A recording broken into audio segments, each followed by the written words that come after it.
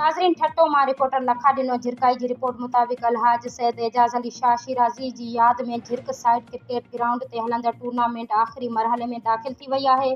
अॼु राति 2 quarter final match Raju Sonda 11 बमुक़ाबिला खोसा 11 में, ॿियो मैच झिरक सिटी बमुक़ाबिला मरी 11 में थींदो, जॾहिं त ॿी राति 27 अप्रैल आख़िरी quarter final match Raju Nizamani 11 बमुक़ाबिला डबू शोरो 11 में, ॿियो मैच मेज़बान टीम झिरक साइड बमुक़ाबिला हाजी ख़ासकेली 11 जे टीमनि में थींदो, जॾहिं त मेज़बान टीम झिरक साइड बमुक़ाबिला हाजी ख़ासकेली 11 जूं टीमुनि में सिंध लेवल जे बहितरीन रांदीगर शाहिद बबर, जेको राउंड मैचनि में ॿिन्ही टीमनि में हिसो वठी ॿिन्हिनि टीमनि खे कामयाब कराए क्वार्टर फाइनल में पहुचाए चुको आहे।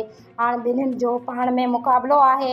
ॿई टीमूं बहितरीन ऑल राउंडर शाहिद बबर खे पंहिंजी टीम जो हिसो बणाइण जो ज़िद करे रहियूं आहिनि, जॾहिं त आख़िरी फ़ैसिलो बहितरीन रांदीगर शाहिद बबर जो हूंदो।